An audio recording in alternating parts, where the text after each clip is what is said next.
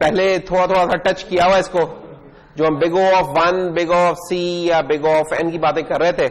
तो आज हम जरा उसको प्रॉपरली देख लेते हैं कि हमने कहा था कि एक टाइम आएगा जब जरा बड़े हो रहेंगे तो हम देखेंगे, तो वो टाइम आ गया कि अब हम इसको कर लें। तो और जब ये कर लेंगे तो फिर हम जरा एवेल्युएट भी कर लेंगे जो अभी तक हमने पढ़ा हुआ है। तो so let's start with the complexity analysis. So what is complexity? जब हम कहते हैं कि यार ये एक चीज, ये कंटेनर की कॉम्प्लेक्सिटी क्या है या किसी एल्गोरिथम की कॉम्प्लेक्सिटी क्या है, तो उससे मुराद क्या होती है?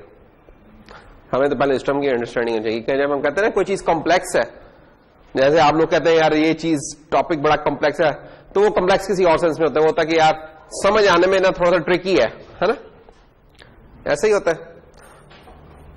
तो समझ आने में जो चीज ट्रिकी होती है कि जो आसान चीज होती है जरा कम टाइम में समझ लेते होते हो, जो जरा ज्यादा होती है अगर वो समझने की नहीं है तो थोड़ा ज्यादा टाइम लग जाएगा, और अगर नहीं आता तो फिर वो बैठी रहती है बेचारी कहीं है वो चीज है।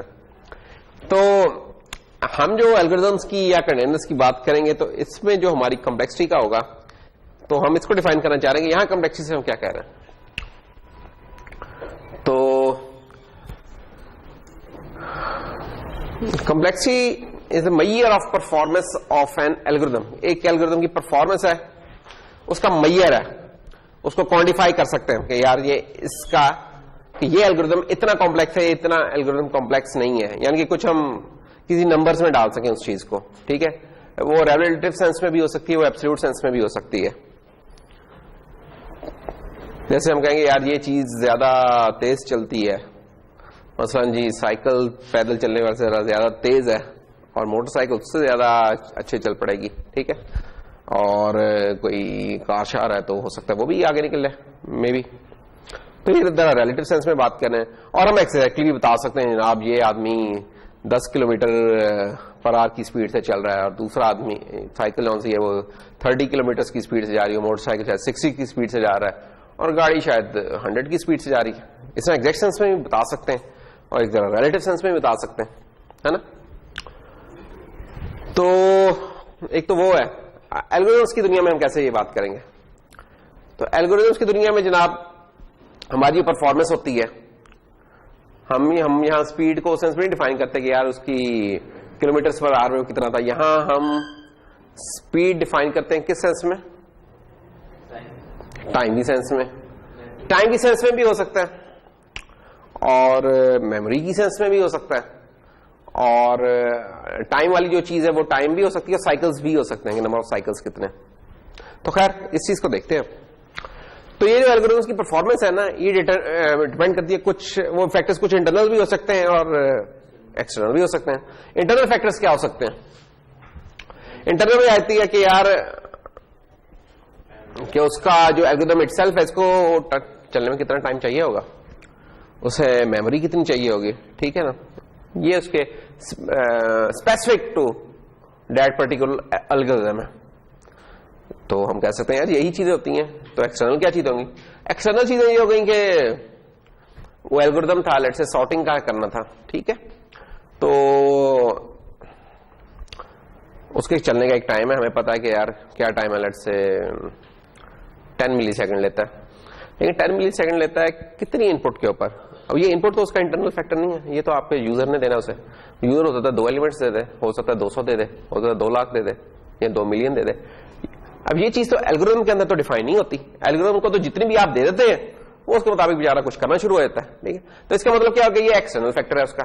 एल्गोरिथम के अपने हाथ में नहीं, उसे कोई आर्गुमेंट के तौर पे हम पास कर देंगे। अगर स्ट्रिक्टली प्रोग्रामिंग की सेंस में हम देखें, कोई पैरामीटर होगा उस एल्गोरिथम के लिए वो, तो that is external to the algorithm. अच्छा, इसके अलावा फिर 2 एल्गोरिथम्स हैं, दोनों सेम इनपुट पे चल रहे हैं। तो एक चीज पे अब्बास साहब हो सकता है कहें कि यार सर मेरा जो सा ना, मेरा यही वाला काम किया है मैंने, तो मेरे लगे हैं कोई 20 सेकंड, और यही वाला काम जब प्रिंस ने किया है तो प्रिंस 15 सेकंड में करके ले आया। ठीक है, तो अब उसकी क्या वजह है? उसकी वजह यह है कि अब्बास के पास शायद रिलेटिवली जरा पुराना शायद कंप्यूटर पड़ा हुआ है। ठीक है, कोर i3 कोई पड़ा हुआ है, रैम शैम कम है, कोई इस तरह की चीजें। और प्रिंस आपको पता है जरा माहौल बना के काम करता है। हाँ ठीक है, प्रिंस कहता है कि मैंने गेम्स शेम्स खेली थी, पढ़ाई की वजह से नहीं, गेम्स की वजह से प्रिंस कहता है कि मैं कंप्यूटर जरा अच्छा ले लूंगा, ठीक है ना। तो कॉल ऑफ ड्यूटी वगैरह खेलनी है ना प्रिंस ने, तो अब ऐसे लिया हुआ जरा तगड़ा सा पीसी लिया, रैम शैम भी दिया था। तो हुआ क्या, वही एल्गोरिथम है, उतनी ही नंबर ऑफ इनपुट्स हैं, सेम, इवन उनकी वैल्यूज भी सेम है, लेकिन अब बात साहब का टाइम लग रहा है 20 सेकंड और प्रिंस का टाइम लग रहा है 15 सेकंड। अगेन अब ये फैक्टर भी अब एल्गोरिथम में तो कंट्रोल में नहीं है, एल्गोरिथम बेचारे को आप हल्के कंप्यूटर पे चला लें या तेज कंप्यूटर पे चला लें, उस एल्गोरिथम को तो नहीं पता कहां चल रहा है। It means this factor is also external to the algorithm. तो ये इस तरीके से हमें क्लासिफाई करने की जरूरत होती है कि यार चीजें कौन कौन सी स्पेसिफिक टू इंटरनल एल्गोरिथम, कौन सी एक्सटर्नल क्या। तो हम जब कॉम्प्लेक्सिटी कहते हैं कि किसी एल्गोरिथम की कॉम्प्लेक्सिटी क्या है, इट मींस के हम जो फोकस करेंगे वो हम इंटरनल फैक्टर्स पे करेंगे। क्यों, कंप्यूटर का हम नहीं कह सकते यार लाजमी तौर पर 2 गीगाहर्ट्ज का कंप्यूटर हो, इतनी रैम हो, तब हम बताया करेंगे ये हम चीजें कंट्रोल नहीं कर सकते, क्योंकि हर किसी का यूजर हो सकता है, हर किसी के अपने हो सकते हैं, मुख्तलिफ ओएस हो सकते हैं, मुख्तलिफ रैम हो सकते हैं, मुख्तलिफ प्रोसेसर होते हैं, हमें नहीं पता क्या हालात है। तो जिन चीज को हम कंट्रोल नहीं कर सकते तो हम उसके बारे में फिर क्यों हम एनालिसिस में लेके आए उस चीज को, ठीक है। तो हमारा जोर किसके होगा, इंटरनल फैक्टर्स पे। और इंटरनल फैक्टर्स में फिर यही 2 फैक्टर्स है कि उसका टाइम कितना चाहिए उसको रन करने के लिए और उसे मेमोरी कितनी चाहिए। अच्छा, और इन दोनों में भी अगर हम ज्यादा चूजी हो रहे हैं तो हम कहेंगे हम टाइम के बारे में ज्यादा इंटरेस्टेड है, ज्यादातर हम टाइम के बारे में इंटरेस्टेड हुआ करेंगे और मेमोरी विल कम सेकंड। लेकिन कुछ केसेस हो सकते हैं कि जहां मेमोरी के हिसाब से हम करना चाहें, वो कुछ ही होंगे, ज्यादातर हम टाइम के बारे में कर रहे होंगे, ठीक है। तो कॉम्प्लेक्सिटी ऑफ एल्गोरिथम क्या है, complexity of algorithm will relate to the time of the algorithm and it will not taking into account the external factors, and the external factors may be the size of the input or the speed of the computer or its memory or anything like that, कुछ नहीं। या compiler, बात compiler जैसे visual studio जो compiler है बहुत अच्छा code generate करता है, और अगर कोई दूसरा कंपाइलर है किसी का तो वो शायद जीसीसी वाले शायद उतना अच्छा ना कर पाए जितना विजुअल स्टूडियो का कंपाइलर अच्छा कर। तो हम इस फैक्टर को भी एक एक्सटर्नल फैक्टर के तौर पर ले रहे हैं, ठीक है। तो कुछ और भी हो सकते हैं इसके अलावा एक्सटर्नल फैक्टर्स। इनपुट का साइज होगा वो टाइम और स्पेस पे इफेक्ट तो करेगा, बिल्कुल, लेकिन वो इनपुट एल्गोरिथम की नहीं है ना, यानी एल्गोरिथम का कोई अपना फीचर नहीं है ना वो एल्गोरिथम, यानी वो 10 भी हो सकती है, 100 भी हो सकती है ना। ये वो एक उसका पैरामीटर होगा, और ऑफ कोर्स हम उस पैरामीटर के तौर पर उसको लेके आया करेंगे, लेकिन इंटरनल नहीं है। तो हम इंटरनली सिर्फ इसको एक दफा रन होने का टाइम या स्टोरेज नहीं, वो हम टाइम प्रोपोर्शनल टू इनपुट ही होगी, लेकिन कहने का मतलब कि डेट इज नॉट द, कह सकते हैं कि इंट्रिंसिक फीचर नहीं है। हम ये नहीं कहते कि यार ये एल्गोरिथम डिफाइंड है 1000 की इनपुट के लिए, ऐसा नहीं है ना। तो date is not the internal feature है, date is an argument, an important argument जिसकी बेस के ऊपर हम कुछ ऑर्डर ऑफ कैलकुलेशन करेंगे, लेकिन इंटरनल फीचर नहीं है वो, उसका एक्सटर्नल है वो चीज।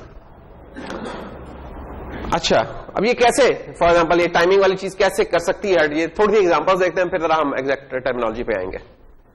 मसलन ये एक रेंज एल्गोरिथम है। रेंज एल्गोरिथम से क्या मुराद है, ये क्या कर रहा होगा, it returns the range of values in a given अरे, यानी कि ये मिनिमम एलिमेंट और मैक्सिमम एलिमेंट, इसके दरमियान डिफरेंस बता रहा होगा। ये क्या होगा, ये होता है ना बात का हमारा, बात की केसेस में होती है कि यार रेंज क्या है इस चीज की।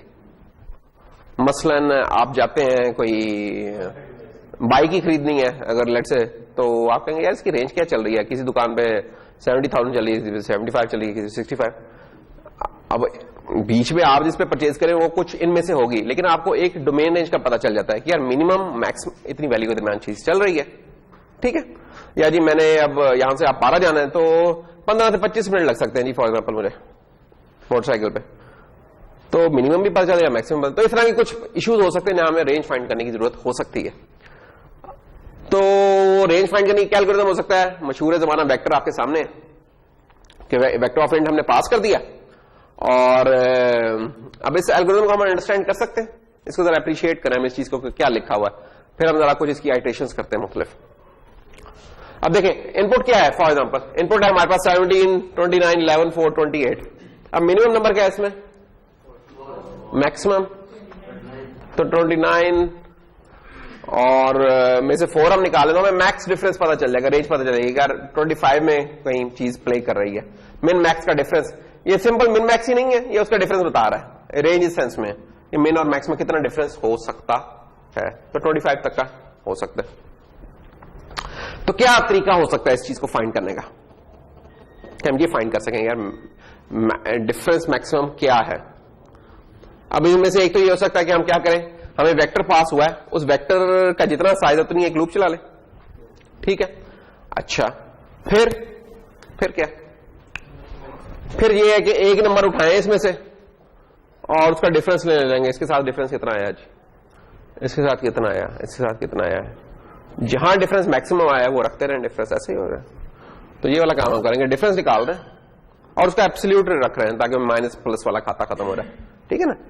यहां तो ये 17 है और 17 माइनस 29 माइनस 12, हम कहें यार ये सबसे कम डिफरेंस है, नहीं, हम तो एब्सोल्यूट सेंस में देख रहे हैं उसका डिफरेंस कितना है, तो हम उसका एब्सोल्यूट डिफरेंस का, और ये जो डिफ आ रहा है हम इसे चेक कर रहे हैं कि जो मैक्स डिफरेंस है जो हमने 0 लिया हुआ था, अगर ये उससे बड़ा है तो मैक्स डिफरेंस को इसके साथ रिप्लेस कर देते हैं, दैट्स ऑल। तो अब आप ये गेस कर सकते हैं कि यार ये चीज कितना टाइम लेगी चलने में। दोबारा देखें, पहले तो इस एल्गोरिथम को समझ लें ताकि आप समझ सकेंगे हो क्या रहा है। हो ये रहा है कि आपको 17, 29, 11, 4, 20 और 8 ये दे दिया हुआ है। हम इसको चला कैसे रहे, लूप की जो पहली आइटरेशन है इधर आके जो चल रही है हमारी, इसमें हम क्या कर रहे हैं, इसमें जब हम करेंगे नंबर्स, जो ये वेक्टर्स था इसका फॉर एग्जांपल हमने 0 वाला लिया और फिर नंबर्स ऑफ आई जो एक्सटर्नल लूप में ये हमारा जे है और ये है नंबर्स ऑफ आई। अच्छा, ये इनर लूप का है, जे हमारा नॉर्मली हम इनर लूप का इंडेक्स में आ जाते हैं, आई हमारा एक्सटर्नल का है। तो हम इसका मतलब क्या हुआ है, इसका मतलब ये हुआ कि हम ये जो आई साहब है, आई इक्वल टू 0 17 है, 17 को हम ये जे के डिफरेंट पोजीशंस पे चेक करें कि फॉर एग्जांपल 17 को पहले 70 से चेक कर लिया, हालांकि जो शायद चेक करने की जरूरत नहीं है कि अपने आप से क्या डिफरेंस होगा, 0 ही होगा। फिर 17 को 29 से किया, फिर 11 से, तो ये करते जा रहे हैं। मसलन पहली दफा में क्या होगा, पहली दफा में ये 17 है, ये भी 17 है, डिफ क्या आ गया, एब्सोल्यूट ले रहे हैं इसका, डिफ आ गया 0। अब हम इसका मैक्स डिफ के साथ कर रहे हैं कि मैक्स डिफ और मैक्स आपका अपना कोई फंक्शन हो सकता है, कोई एल्गोरिथम्स में से उठा लें आप इसको कि यार जो मैक्स डिफ में से इन दोनों में से जो बड़ा है उसको उठा के मैक्स डिफरेंस के में डाल दो, ठीक है। तो पहली दफा में ये 0 था, ये भी 0 है, 0 ही रहा। अगली j इज इक्वल टू 1 में क्या होगा, j इज इक्वल टू 1 में क्या हुआ कि नंबर j1 ये क्या होगा 29 माइनस 17 12 हो गया, ये 12 हो गया। अब 12 और में से बड़ा कौन है, 12 आ गया। फिर उसके बाद 11 और आप उठा के लेके आए, 11 माइनस 17 इसका एब्सोल्यूट ले लिया हमने, 6 आ गया। तो अब मैक्स डिफ में क्या पड़ा हुआ है 12 और ये क्या है 6, तो ये तो बड़ा नहीं है, छोटा ही है, तो 12 ही रहा हमारे पास और ये लूप चलती जाएगी अंटिल आप 8 तक पहुंच जाएंगे, ठीक है। 8 पे फाइनली अगर जब हम पहुंचेंगे, अच्छा इस दौरान कोई और बड़ा तो नहीं आया, जल्दी से चेक कर लेते हैं कि 12 हो गया, 12 कहां से लेके, अच्छा 12 तो मैक्स डिफ था, सॉरी। तो 11 हो गया हमारा, 4 माइनस 17 क्या हो जाएगा हमारा 13। ओ ये बड़ा आ गया यार यहाँ, तो ये 13 जब हुआ इसके साथ तो 13 डिफ आ जाएगा, मैक्सिमम डिफ। फिर 20 है, 20 माइनस 17 इज 3, तो इधर तो 13 ही रहेगा, ठीक है ना। और फाइनली 8 है, तो 8 माइनस तो 9। तो पहली इनर लूप जब पहली दफा खत्म होगी तो हमारे पास मैक्स डिफ कितना पड़ा हुआ है 13। और फिर क्या होगा उसके बाद जनाब i इज इक्वल टू 1 के लिए ये पूरा प्रोसेस होगा दोबारा, फिर i इक्वल टू 2 के लिए होगा, होता रहेगा। और जब ये लूप्स चल जाएंगी तब हमारे पास मैक्स डिफ पड़ा होगा। ये हम चला के देख सकते हैं कि यार इससे जब हम चलते रहेंगे तो पड़ा होगा। अब ये हम देख सकते हैं कि ये एल्गोरिथम टाइम कितना ले रहा होगा।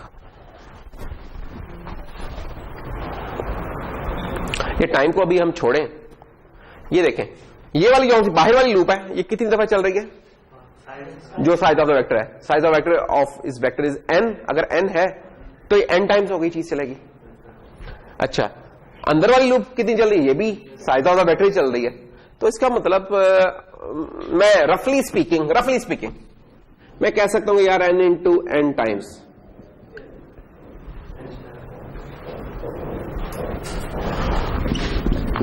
अगर हम पिछले जो पढ़ा हुआ उस चीज को लेकर तो कुछ n स्क्वायर बन जाती है इसकी कॉम्प्लेक्सिटी। ये यानी कि स्क्वायर में शूट कर रही है। ये इसकी 10 एलिमेंट्स होंगे तो शायद ये 100 माइक्रोसेकंड ले रही हो। लेट्स अज्यूम कि अगर एक दफा करने का टाइम अगर हम अज्यूम करेंगे 1 माइक्रोसेकंड है तो 10 की इनपुट के लिए ये ले रही है 1 माइक्रो अगर सेकंड है एक दफा करने का टाइम, तो ये क्या हो जाएगा 100 माइक्रोसेकंड। लेकिन अगर ये 10 की बजाय अगर 1000 है तो कितना हो जाएगा 10⁻⁶ माइक्रो को काट देगा 1 सेकंड पे आ जाएगा। यानी कि जब आपने 100 टाइम्स की अपनी इनपुट तो आपका ये जो सा है ये 10,000 टाइम बढ़ गया टाइम। ठीक है ना, ये चीज बड़ा क्वाड्रेटिकली इंक्रीज हो रही। तो तो ये रेंज का एल्गोरिथम है। तो आप कहेंगे यार काम तो हो रहा है ना, मैक्सवेव आपने फाइंड करने को कहा था, हो रहा है। हाँ जी हो रहा है। अगर जिंदगी में पहली दफा हम ये काम करने जा रहे हैं, कभी नहीं हुआ, चलो ठीक है पहली दफा ये करके खुश हो रहेंगे, लेकिन जल्दी हम देखेंगे कि इसके कुछ मसले हैं। अगर हमने बहुत दफा ये काम करना है 10 की बजाय यही 10,000 या 1 मेगा के ऊपर ये वाला काम करना है, फिर हमारा रह जाएगा सिस्टम। हम कहते हैं अच्छा थोड़ी सी इंप्रूवमेंट करते हैं इसमें कुछ, तो एक थोड़ा सा जरा निस्बतन बेहतर है वर्जन, वो देखें क्या कर रहा है। गौर कर सकते हैं क्या है वो ब्लू में कर दिया जो चेंज। ये पहले 0 अपने आप से भी डिफरेंस निकाला था, अपने आप से तो डिफरेंस निकालने की तो की नहीं थी, वो तो हमें पता ही 0 ही होगा। तो हमने हल्की सी इंप्रूवमेंट ये कर दी कि उससे एक आगे से शुरू कर दिया काम। ठीक है, ना सिर्फ एक आगे से किया बल्कि ये गौर करें ये अब 0 से नहीं शुरू हो रहा, जो आई है उसके आगे से शुरू हो रहा है। अब इससे हमारे कुछ कंपैरिजंस कम हो रहे। अब बाहर वाली लूप तो n टाइम्स ही चलेगी, अंदर वाली लूप अब n टाइम्स नहीं चलेगी। पहली दफा चलेगी n-1 टाइम, फिर n-2, फिर n-3 कम होता जाएगा। ठीक है ना, जैसे जैसे ये बढ़ता रहेगा, क्यों? क्योंकि आई बढ़ता जा रहा है, तो ये अंदर वाली लूप कम होती जाएगी। तो अब ये निस्बतन कह सकते हैं थोड़ा सा बाकी का एल्गोरिथम वैसे ही है, सिर्फ जो फर्क ये है कि पहले ये बाहर वाली लूप सिंपल n थी, अब अंदर वाली क्या होती जा रही है कि n-1, ठीक है, फिर n-2, फिर n-3, इस तरीके से ये कम होती जा रही। तो इससे हमारे जो कंपैरिजंस हो रहे हैं उसके ऊपर फर्क पड़ेगा। तो ये निस्बतन बेहतर वर्जन है। स्टिल ये ठीक सा खा रही है, नहीं काम तो करेगी, काम तो कर रही है। काम करना पहली शर्त होती है, टाइमिंग निकालना कम करना बाद में होती है। ये याद रखें कि जब भी नंबर 1 प्रायोरिटी आप ये होनी चाहिए कि चीज सही चल रही हो। जब भी हम कहेंगे तेज करना तो इसका ये मतलब नहीं होगा कि चीज खराब चलाने लग जाए, ठीक है, या 2-3 का एरर आने लग जाए, यार देखिए हम जरा तेज तो आए हैं ना, तो जहाज हमने तेज चलाना है, लेकिन इसका ये मतलब नहीं है कि 1-2 बंदे रास्ते में नीचे गिराते हैं वो फौत हुए। नहीं, ऐसा काम नहीं करना। या मोटरसाइकिल उड़ते हुए जा रहे हैं, नहीं कि 2-3 बंदों को टक्करें मारी हैं, कोई इंडिकेटर तोड़ दिया ना, ये वाला काम नहीं करना। तेज भी चलाना है और रिजल्ट भी सही आने चाहिए, ये लाजमी है। देखते हैं अच्छा कोई और इसके बेहतर, कुछ और बेहतर हो सकता है, हम इसमें कुछ कर सकते हैं। क्या बेहतरी हम कर सकते हैं मजीद इसमें? अभी तक हम ना n स्क्वायर में फिर रहे हैं बेसिकली ना, थोड़े बहुत फर्क के साथ। n स्क्वायर बड़ी खतरनाक चीज होती है, यानी कि इसमें टाइम, जैसे जब इनपुट्स बढ़ाते हैं तो टाइम बढ़ता है।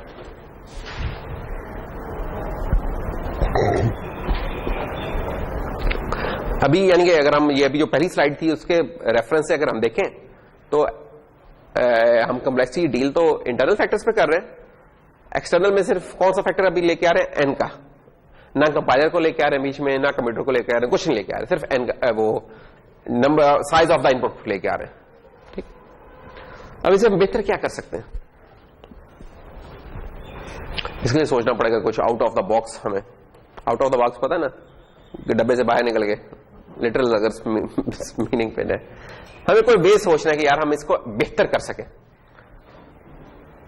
चलो आहिस्ता आहिस्ता प्रैक्टिस करते हैं तो बंदे को सोचने लग जाता है। Let's say algorithm number 3, now this is much faster version, हमने खुद ही बता दिया फास्टर वर्जन है, क्योंकि अभी हमने प्रैक्टिस नहीं की तो इसलिए हम कह रहे हैं, हम बता रहे हैं फास्टर वर्जन। और क्यों है ये आप बताएंगे, एल्गोरिथम लिख दिया है, आप इसको एनालाइज करके बताएंगे क्यों है ये फास्टर वर्जन।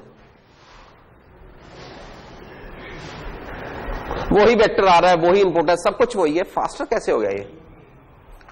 एक चीज अगर आप गौर करें, लूप एक ही है तो यार दो लूप्स ही चाहिए। पहले तो हम दो लूप चला रहे थे, एक लूप से काम हो गया। क्या ट्रिक क्या किया है इसने, अगर गौर करें, ये ना डिफरेंस में कोई नहीं जा रहा, कह रहा ठीक है डिफरेंस करते रहेंगे, परेशान नहीं हो रहा। मैंने डिफरेंस किसका निकालना है, जो मेरे डेटा सेट में सबसे छोटा है और जो मेरे डेटा सेट में सबसे बड़ा है। वो कहता है अभी डिफरेंस को छोड़ो, पहले ये वाला काम तो करेंगे, मिनिमम और मैक्सिमम कौन है। अच्छा, मिनिमम निकालने के लिए मुझे नेस्टेड लूप चलाने की कोई जरूरत नहीं होती, वो तो लूप मैं एक दफा चलाऊंगा ना कि यार ये नंबर इससे छोटा है, इससे बड़ा है, इससे छोटा है, इससे भी छोटा है, इससे भी छोटा है, ये एक दफा चली ना लूप। और जब मैं ये वाली चीज चेक करूं तो क्यों ना मैं लगे हाथों मैक्स को भी चेक कर लूं कि एक तो मैं रिकॉर्ड रख लूं कि क्या ये सबसे छोटा है, और दूसरा ये भी रिकॉर्ड रख लूं क्या ये सबसे बड़ा है, दोनों काम कर लूं। अब ये दोनों काम अगर मैं एक ही गो में करता रहूं तो मुझे लूप एक ही चलाने की जरूरत है। तो ये देखें लूप एक दफा चल रही है सिर्फ, इसमें मैंने मैक्स इसको मैक्स के लिए भी कंपेयर कर रहा हूं, मिन के भी कर रहा हूं। अब यार ये नंबर अल्टीमेटली मिन होगा या मैक्स होगा, ये नहीं होगा मिन हो और मैक्स हो, एक ही वक्त में मिन और मैक्स हो। एक ही नंबर एक ही वक्त में मिन और मैक्स कब हो सकता है, क्यों नहीं अब्दुल हई साहब। एक नंबर है, देखें हमने बात क्या की है, हम कह रहे हैं कि अब ये जो नंबर है ना, हम इसको मिनिमम के लिए भी चेक कर रहे हैं, मैक्सिमम के लिए भी चेक कर रहे हैं। अब ये नंबर या मिनिमम होगा या मैक्सिमम होगा, लेकिन जस्ट एक हमने बीच में एक श्योरली छोड़ दी है कि एक केस ऐसा भी हो सकता है कि ये जब नंबर मिनिमम भी होगा मैक्सिमम भी होगा, और वो केस कौन सा होगा, इसका जवाब हमें अब्दुल हई साहब देने जा रहे हैं। मिनिमम और मैक्सिमम पर डिपेंड बताइए तो एक पैरामीटर सेट कर देंगे। अरे नहीं भाई, हम ये नहीं कह रहे, ना ना ना ना, हम कह रहे कब वो होगी दुनिया में, कब मौका आएगा कि जब एक ही नंबर मिनिमम भी है और मैक्सिमम भी है। देखो जब एक ही होगा, यार बड़े ज़हीन आदमी हो। ये दरअसल लतीफे की मॉडिफाइड शक्ल है, जो दुकान के एक बच्चे से पूछा कि बेटा आज क्या रेस में पोजीशन, तो उसने थर्ड आया, तो क्या बच्चे कितने थे, उन्होंने कहा 3 थे। हाँ, तो फिर थर्ड ही आना था, फिर सारी बात अगर फर्स्ट सेकंड नहीं आना तो थर्ड ही आना। तो इधर तो हमने 3 बच्चे भी नहीं किया था, तो हमने सिर्फ एक ही बच्चा कर दिया, वो बच्चा ही फर्स्ट भी है और वो आखिर भी है, वही है। तो खैर ये हम एक से ज्यादा है तो इसलिए मिनिमम कोई और होगा, मैक्सिमम कोई और होगा यकीन इनमें से, अगर अज्यूमिंग कि वो डिफरेंट है नंबर्स। अच्छा, तो ये हमने एक ही लूप लगा के हाई भी फाइंड कर लिया, लो भी फाइंड कर लिया, और जब ये लूप खत्म हो जाएगी उसके बाद इनका डिफरेंस बता दें। अल्लाह फैसला, असूलन एब्सोल्यूट इधर लिखना चाहिए, ए बी एस एब्सोल्यूट लगा होगा तो फिर ठीक है। अब इससे क्या होगा, अब आपका ये जो एल्गोरिथम है ये simply proportional to number of inputs पे है, जितनी नंबर ऑफ इनपुट्स है उसके प्रोपोर्शनल है। ये 100 है तो 100 टाइम्स होगी कॉम्प्लेक्सिटी, 1000 है तो 1000 टाइम होगी। अब हम इस केस में अगर मैं अपनी इनपुट का साइज 10,000 कर दूं, सॉरी 10 से लेकर 1000 पे चल जाऊं, 100 टाइम्स कर दूं, तो मेरा ये एल्गोरिथम भी 100 टाइम्स ज्यादा खाएगा, 10,000 टाइम ही ज्यादा खाएगा। अब ये एक बड़ा इंपॉर्टेंट चीज है, नहीं यकीन आता तो गौर करो। ये देखो, ये कुछ कंपैरिजन है इसका इन तीनों वर्जन का। वर्जन 1 जो सबसे ढीला था, वर्जन 2 जो थोड़ा सा बेहतर था, और वर्जन 3 ये। और बस तुम देख सकते हो कि तुम्हें कुछ नहीं नजर आया, सिर्फ तुम्हारी वजह से मुझे इसके जूम वर्जन लगाने पड़े। ये देखो वर्जन 1, ये देखो अगर n 1000 है, अच्छा ये टाइम मैं मिली सेकंड में बता रहा हूं, ये लेट से हमने कोई एक कंप्यूटर पकड़ा, उसमें उठा के टाइम कैलकुलेट कर लिया, ठीक है, ये कंप्यूटर बास का ही है। तो 1000 की जब इनपुट दी तो अब्बास साहब ने 15 मिली सेकंड में रेंज फाइंड कर ली। पहले वर्जन जो पहला वर्जन था उसमें 2000 में 47, 1000 से जब हम 64,000 पे आए तो 15 मिली सेकंड वाला टाइम 49.9 यानी तकरीबन 50 सेकंड्स पर आ गया हुआ है। जब हमने अपनी इनपुट का साइज 64 टाइम्स किया है तो मेरा टाइम ये 64 टाइम्स नहीं बढ़ा, ये उससे कहीं ज्यादा बढ़ गया।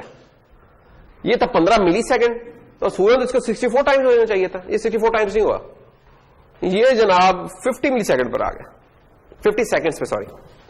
तो ये देखिए टाइम शूट कैसे हुआ है, अनकंट्रोलेबल होता जा रही है।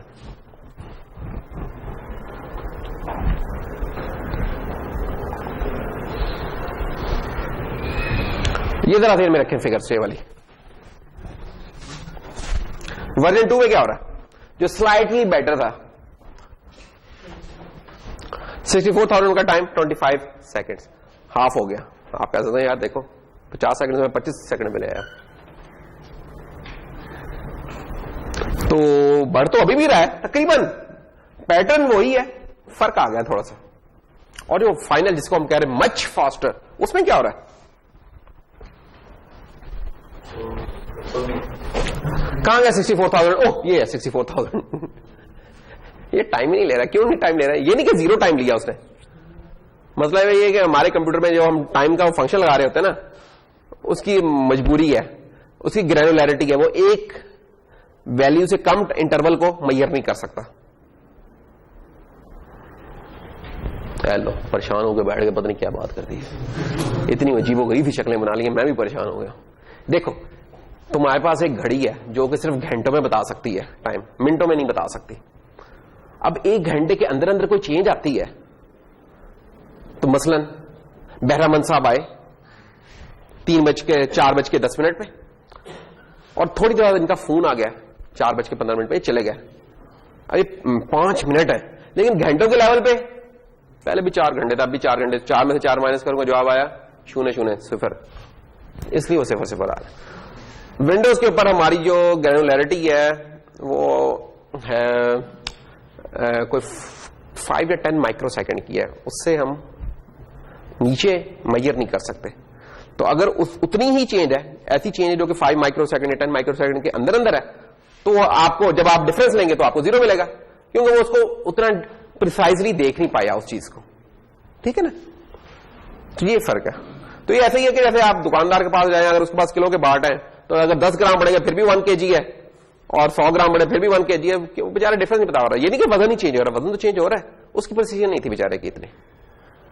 तो इधर ये हमारे क्लॉक वो टाइमर का मसला है कि टाइमर इतने ग्रैनुलैरिटी के साथ कर नहीं पा रहा। लेकिन आप गौर करें कि जो हमारा ये 16 मिली सेकेंड का टाइम उधर कितने पे था जब 1000 की इनपुट थी, और ये 16 मिली सेकेंड का टाइम यहां पे कितने में 2 मेगा, और ये 260 मेगा की वेक्टर पे हम चले गए। 260 मेगा आइटम्स का वेक्टर है, स्टिल टाइम इसका 1.5 सेकंड हुआ है। वो 64,000 पे गए थे और 50 सेकंड्स पे पहुंच गए थे। अब ये देखें कैसे फर्क पड़ा इसके ऊपर, यानी कि इस ग्राफ से ना परेशान होना, ये ग्राफ देखने में लगेगा कि सर ये भी तो यूं ही जा रहा है, नहीं ऐसे नहीं जा रहा है। ये जो सी रेंज है इसकी, ये कुछ लॉगरिथमिक रेंज चल रही है कि ये 1000 है और ये नाम 260 मेगा है, बहुत फर्क है। तो ये क्यों है? क्योंकि लीनियरली ये ग्रो कर रहा था इसका। तो ये होगा कमाल, जब हम अच्छा एल्गोरिथम चूज करेंगे ना, तो एक उससे जमीन आसमान का फर्क पड़ जाता है उस चीज से। इस चीज को मजीद भी हम देख, तो ये एक एग्जांपल देने था, ये मकसद के यार आप अप्रिशिएट कर सकें इस चीज को कि अगर कोई चीज n² पे होती है और जब वो n पे जाती है तो क्या होता है, लेकिन अगर वो n से कांस्टेंट पे चल गया तो फिर क्या होता है अब यही कांस्टेंट होती है इसकी कॉम्प्लेक्सिटी, लेट्स अज्यूम, तो फिर यहां भी होता है तो फिर भी 0 ही, या जो भी 1 मिली सेकंड या जो भी उतना ही लग रहा था, independent of the size of the input होना था, वो फिर ये चीज होनी थी। कैसे एनालाइज करें इस एफिशिएंसी को? जैसे कि हमने कहा कि it can be relative to speed, जो कि रन टाइम भी हम बोलते हैं कि रन टाइम कितना है, या मेमोरी, लेकिन नॉर्मली हम रन टाइम की बात कर रहे होंगे। अच्छा, अब ये यार एनालाइज करने के ना 2 तरीके हो सकते हैं। एक तो ये है कि हम जो भी कोड हमें मिला है हम उसको चलाएं, जैसे अभी चलाया था थोड़ी देर पहले। ये जो आपको टाइम पहले दिखाया था ना, ये एक्चुअल टाइमिंग दिखाई दे। ये कैसे आप करेंगे कि आपने ये एल्गोरिथम रखा है, तो जैसे वो मैंने आपको टाइम के फंक्शन नहीं बताए थे जो मैंने वर्कस्पेस भी शेयर की हुई है आप लोगों के साथ, कि उसमें जो टाइम के क्लॉक के फंक्शन है आप उसके अंदर ये लगा लें, वो आपको टाइम बता देंगे यार इतनी इनपुट में इतना टाइम है, इतना टाइम है, इतना टाइम है। एक तो ये तरीका है। मसला उसका क्या है? मसला उसका ये है कि आपको हर दफा जब भी कोई नया कोड आता है आप उसको चलाएंगे, पहले कंप्यूटर के ऊपर पहले उसे लिखेंगे, फिर चलाएंगे, और फिर वो जो टाइम आएगा वो डिपेंड कर रहा है एक्सटर्नल फैक्टर्स के ऊपर। एक्सटर्नल फैक्टर क्या? कंप्यूटर की स्पीड। ये अगर कोई टेस्ट सिस्टम ले आते तो ये टाइमिंग्स कुछ और होते, कुछ और ले आते तो कुछ और होता। अच्छा, जब ये चीजें चेंज होंगी हर कंप्यूटर के हिसाब से, फिर हम इसको कंपेयर नहीं कर सकते। हम ये नहीं कह सकते यार ये एल्गोरिथम तेज है, एल्गोरिथम स्लो, क्योंकि हो सकता है जो एल्गोरिथम स्लो इसके पास चल रहा हो, इसका माटा कंप्यूटर था, लेट से पेंटियम था सिंपल, उसके पास कोर i7 था, तो वो हल्के उसको भी बड़े अच्छे तरीके से शायद चला रहा, तो फिर वो कोई तुक बनती नहीं है। तो हम क्या कह रहे हैं कि यार एफिशिएंसी को एनालाइज करने के दो तरीके हो सकते हैं। नंबर एक तरीका तो ये है कि हम जो भी कोड हमें मिलता है, एल्गोरिथम मिलता है, उसको लिखें, कोड लिखें उसका, और उसका टाइम मेजर कर लें एग्जीक्यूशन से पहले, एग्जीक्यूशन के बाद उसका डिफरेंस निकाल लें, हमें पता चलेगा टाइम कितना है, जैसे हमने यहां टाइम निकाले हुए हैं। एक ये तरीका हो सकता है। दूसरा तरीका लेकिन ज्यादा बेहतर है कि हम उस चीज में ना पड़े, ठीक है, हम थोड़ा सा जनरलाइज रखें चीजों को। वो कैसे रखें ये बताते हैं हम जी। तो हम एग्जैक्ट टाइमिंग्स में नहीं जाया करेंगे, हम रखा करेंगे चीजों को जनरलाइज। वो कैसे?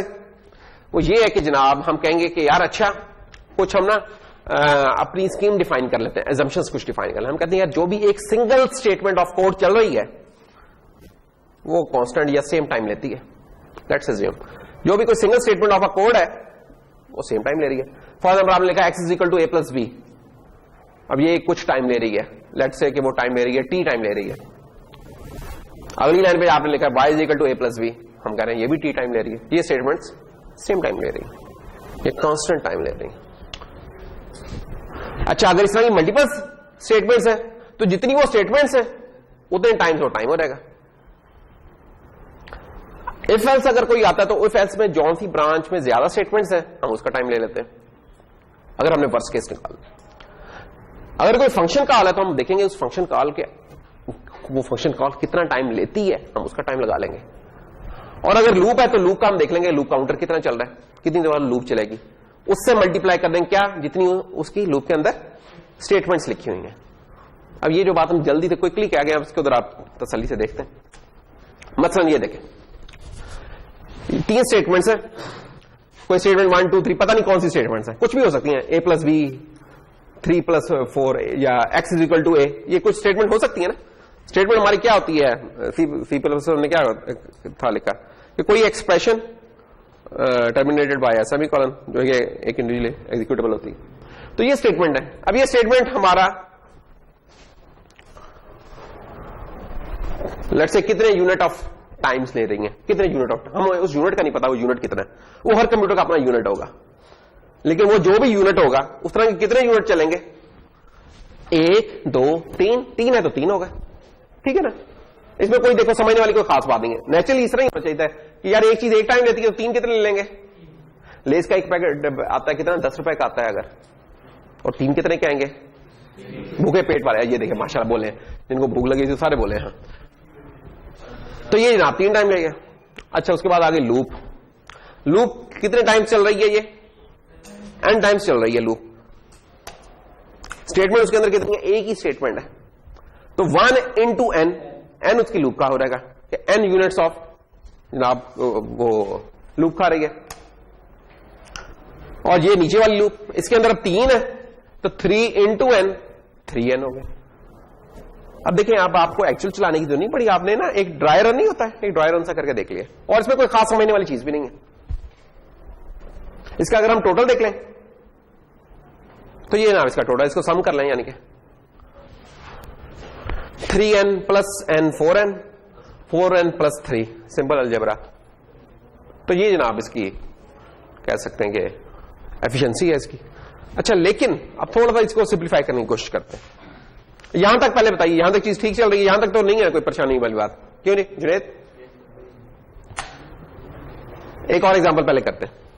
इस केस में क्या हो रहा है, ये नेस्टेड लूप लगी हुई है, ये वैसी नेस्टेड लूप है जैसे थोड़ी देर पहले हमने रेंज में देखी थी, वर्जन 1 और वर्जन 2 में। ऊपर वाली लूप भी n टाइम चल रही है, नीचे वाली लूप भी n टाइम चल रही है, उसके अंदर स्टेटमेंट सिर्फ एक है, तो 1 into n into n n square. यार ज़हीन हो गए आप लोग तो माशाल्लाह, डर नजर ना लग जाए आप लोगों को। 4n, तो टोटल टाइम क्या आ जाएगा, इसका जवाब हमें देने जा रहे हैं 1 and only कुमेल। यार तुम भी बहुत ज़हीन हो गए यार, एन स्क्वायर प्लस 4n। ये बहुत ही आसान काम है, एक ही लिया तू ना, यानी कि मुझे पढ़ाते शर्म आ रही है इस वक्त। ये जरा आखिरी सवाल का जरा जवाब हो रहा है। हाँ जी, हाँ जी, ये बताएं जनाब अब्बास जी, अब्बास को आज नजर आ रही है चीजें माशाल्लाह। हाँ, आज मैंने गौर कर रहा हूँ। तो कितनी स्टेटमेंट एग्जीक्यूट होंगे? n इक्वल टू 10 है तो 140, लेकिन अगर ये n होता हमारा 100 तो कितनी होती? 10,000 प्लस समथिंग, है ना। हाँ, जैसे देखो हमने इधर से 10 टाइम इनपुट हमने 10 टाइम्स बढ़ाई तो 100 टाइम्स बढ़ गया, क्योंकि n स्क्वायर वाली टर्म थी इसके अंदर। ये वाली चीज जरा भी ज़हन में रखनी है। अच्छा, ये जो चीज है ना, ये इंपॉर्टेंट है कि एल्गोरिदम का ग्रोथ रेट क्या है, कैसे वो ग्रो करता है उसका टाइम। जब हम इनपुट को बढ़ाते हैं तो उसका टाइम कैसे ग्रो करता है, ये ज्यादा हमारे लिए इंपॉर्टेंट है इस वक्त। तो वो इसलिए हम क्या करते हैं, मेजर करते हैं जो रन टाइम होता है अपने एल्गोरिदम का proportional to the input data size, कि वो कितने नंबर ऑफ आइटम्स है हमारे पास आ रहे हैं। तो ग्रोथ रेट हमें क्या बताएगा, ये बताएगा change in run times as N changes. जैसे वो साइज चेंज होगा वो कैसे, उसका ग्रोथ रेट क्या कैसे चेंज हो रहा है। मसलन ये एक एल्गोरिदम है, और इसी तरह जिस तरह अभी हमें थोड़ी देर पहले नहीं निकाला कि यार 4 स्टेटमेंट है, उनको मल्टीप्लाई करके वो बना लिया, इसी तरह हमने उस एल्गोरिदम की कुछ इस तरीके से निकाल लिया कि एफिशिएंसी क्या होगी। तो ये उसकी efficiency 0.4n cube 25n square plus 8n plus 17, कि जनाब इतनी स्टेटमेंट्स हैं इसके अंदर रन होंगी। अच्छा, अगर अब हमें रन टाइम अब देखना है जब n हमारा बहुत बड़ा हो, जब n हमारा बहुत बड़ा होगा तो हम क्या करेंगे, हम ना कांस्टेंट्स जो से है ना इस इक्वेशन में जो आ रहे हैं उनको इग्नोर कर सकते हैं। मसलन जैसे यहां ये कांस्टेंट 25 का आ रहा है, हम इसको इग्नोर कर सकते हैं। आप कहें यार ये तो सर आप इनएक्यूरेट काम करने जा रहे हैं, क्यों कर रहे हैं इस तरह का इनएक्यूरेट का।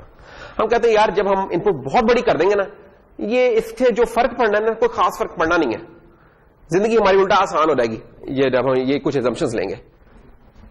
तो दोबारा देखें, हमने अभी थोड़ी देर पहले तक क्या किया था, हमने ये एफिशिएंसी निकाली थी। ये इन एफिशिएंसी में हमने क्या किया, हमने कहा कि यार एक स्टेटमेंट्स की सेंस में निकाल लेते हैं कि कितनी स्टेटमेंट्स चलेंगी। तो यहां हमने निकाली कि जनाब के 4n प्लस 3 स्टेटमेंट्स होंगी, या हमने निकाल लिया n square plus 4n statements होंगी। इसी तरह हमने कहा कि यार हम जो इंटरेस्टेड है ना, अगर गौर करें तो हमें, और इधर जो हमने कहानी खत्म की आखिर में हमने कहा कि n इक्वल टू 10 पे क्या होता है स्टेटमेंट्स होंगी, और 1000 पे क्या होगा। हम ना इस ग्रोथ रेट में इंटरेस्टेड हैं कि कैसे चेंज होता है, ये ग्रोथ रेट कैसे बदलता है जब हमारा नंबर ऑफ इनपुट्स चेंज होती हैं। तो ग्रोथ रेट हमने डिफाइन किया change in run times as N changes. अब हम कह रहे हैं कि यार इस चीज को जरा सिंप्लीफाई करने की कोशिश करते हैं। हमने एक और एल्गोरिथम पढ़ा जिसका ये थी, इतनी नंबर ऑफ स्टेटमेंट्स चलनी थी। हमने कहा यार क्यों ना जिंदगी को जरा आसान बनाए, हम जो भी ये जो है ना कॉफिशिएंट्स आ रहे हैं इस इक्वेशन में, हम क्यों ना इनको इग्नोर करते हैं। तो इग्नोर करेंगे तो उतना एग्जैक्ट तो नहीं रिलेशन रहेगा, लेकिन हम बहुत एग्जैक्टनेस में जा भी नहीं रहे, हम तो कुछ बाउंड्स पे जा रहे हैं। वो कैसे, वो हम देखेंगे कि यार वो नीचे वाले n स्क्वायर का हम वो 25 इग्नोर कर भी देना तो उसकी कोई औकात ही नहीं है इस पूरी इक्वेशन में।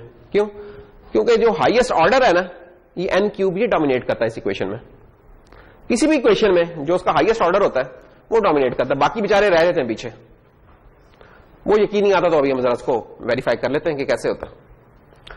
तो जो हाईएस्ट ऑर्डर होगा ना, हम कहा करेंगे कि हमारा जो एल्गोरिथम है ना उस ऑर्डर पे है, जो भी हाईएस्ट ऑर्डर होगा। अब हमारा इस एल्गोरिथम के केस में कहेंगे कि हमारा जो एल्गोरिथम है it is on the order of n cube. ये कहां से आया, ये बड़ी लंबी चौड़ी जो इक्वेशन लिखी थी, हमने सब चीजों को इग्नोर कर दिया। हमने कहा हाईएस्ट ऑर्डर कौन सा है, n क्यूब। हमने कहा हमारा n क्यूब के हिसाब से हो रहा है, बाकी तमाम डिटेल्स को हमने जस्ट स्किप कर दिया। और जब ये जो हम कहते हैं ना on the order of n cube, actually यही था जिसको हम वो बिग ओ ऑफ नोटेशन नहीं थी हमारी चल रही, तो big O of n cube हम इन शॉर्ट इसको ये बोलते हैं कि किस ऑर्डर पे हमारा ग्रोथ रेट जा रहा है। ये है वो चीज। अच्छा, अब इस चीज को जरा वेरीफाई करने की कोशिश करते हैं कि यार ये जो चीजें हमने गिराई हैं इसका क्या होता है, इसको पर हम जरा देखते हैं। अच्छा, ये जो ग्रोथ रेट जो भी हमने कहा है बिग ऑफ n क्यूब वगैरह, ये क्या करता है कि ये ना आपका जो एल्गोरिथम है ना उसकी परफॉर्मेंस की एसेंस को कैप्चर कर लेता है। ये एग्जैक्टली नहीं बता रहा होगा कि एग्जैक्टली कितना है, लेकिन उसकी जो मेन सेंस है ना कि बता देगा यार कैसे करेगा, ग्रो कैसे करेगा, उसके बारे में बता देगा।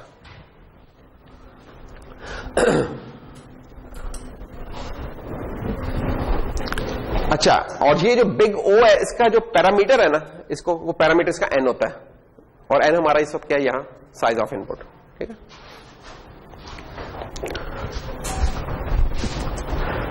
ये देखिए अब हमारे दो फंक्शंस हैं। एक फंक्शन है जिसकी एल्गोरिथमिक कॉम्प्लेक्सिटी निकली एन स्क्वायर, लेट से कि उसमें एन दो शायद नेस्टेड लूप लगी होंगी। एक और फंक्शन है या एक और एल्गोरिथम है जिसकी है एन स्क्वायर माइनस 3n+2। ये कैसे निकाले हमने? ये वैसे निकाली इसके थोड़ी देर पहले हमने निकाला था, 4n+3 करके नहीं निकाला था। ये बिल्कुल वैसे ही हमने ये चीजें निकाली। अब ये दो डिफरेंट एल्गोरिथम्स हैं। इनफैक्ट ये आप कह सकते हैं कि ये ना जो वर्जन 1 था ना, आप कह सकते हैं ये वर्जन 1 है जो रेंज का था, और ये कह सकते हैं वर्जन 2 है। जब n हमारा बहुत छोटा है ना, कोई 0 के अराउंड है, मसलन 0, 1, 2, 3, तो हम देख सकते हैं अगर हम इन इक्वेशंस में वैल्यू पुट करें n की, तो n 0 यहां पुट करेंगे तो ये रेड लाइन 0 वाली है, 0 ही आएगा। n को 1 पुट करेंगे तो 1 आ गया, n को 2 पुट करें तो 4 आ गया। ठीक है, अच्छा दूसरी जो इक्वेशन है उस केस में क्या है, अगर आप देख सकते हैं 0 के ऊपर भी 2 है इसकी नंबर ऑफ स्टेटमेंट्स। ठीक है, 1 पे जाके 0 हो रहा है, तो ठीक ठाक फर्क है। अगर हम देखें ग्राफ पे बड़ा फर्क नजर आ रहा है, लेकिन ये फर्क जो हमें नजर आ रहा है ना, ये उस वक्त ही नजर आ रहा है जब n बहुत हमारा छोटा है। अगर हम n हम बढ़ा दें, काफी बड़ा कर लें, ये ले मसलन 1000 कर दिया हमने, कोई फर्क नजर आ रहा है? रेड और ब्लू लाइन में कोई फर्क नहीं नजर आ रहा है, ये ओवरलैप कर रही हैं एक दूसरे को। कोई फर्क था यहां, था कोई फर्क यहां,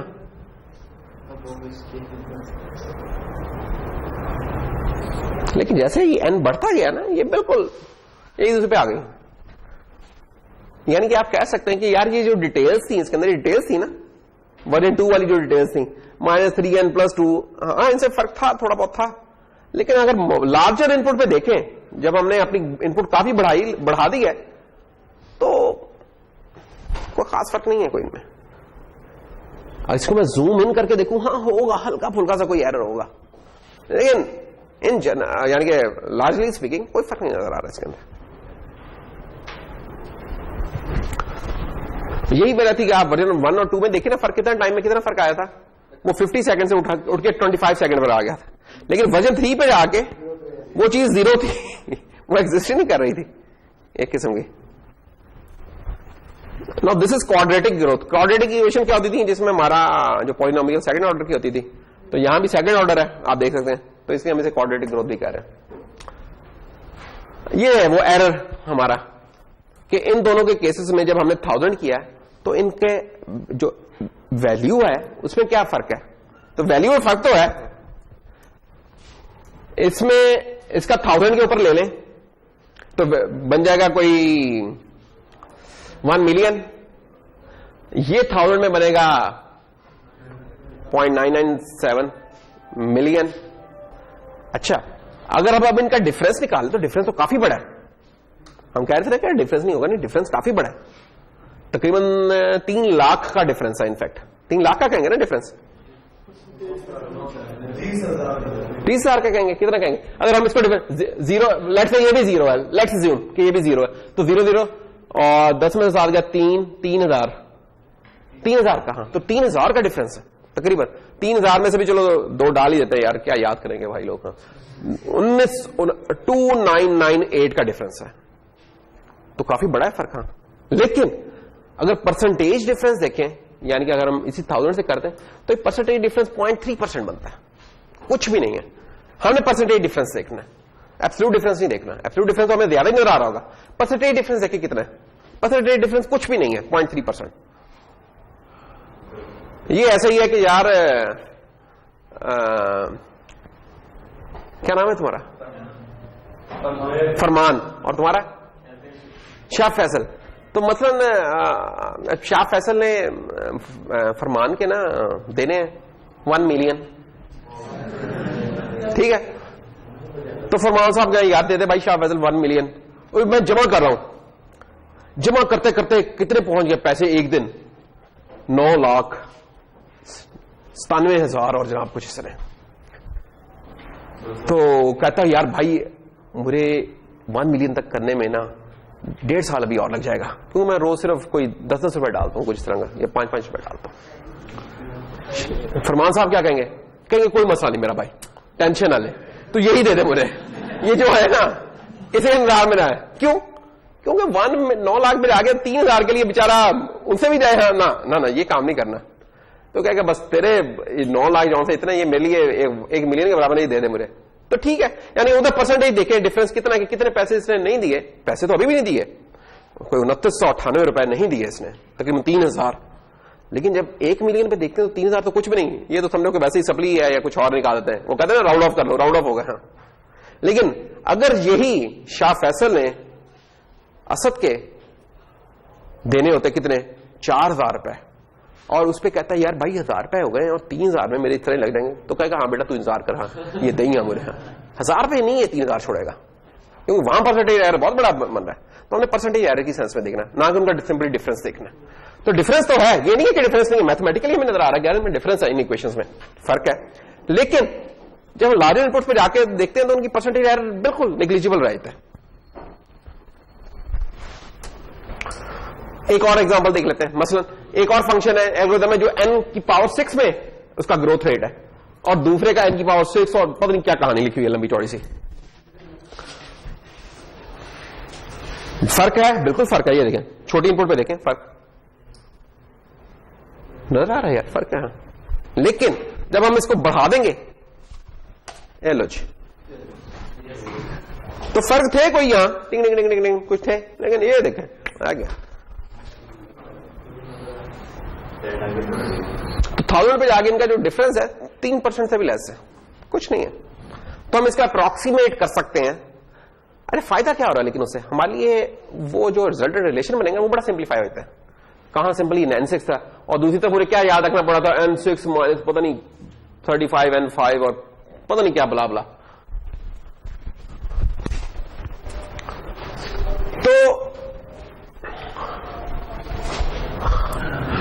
तो क्या हम देख क्या रहे हैं? हम देखते हैं कि लीडिंग टर्म कौन सी है।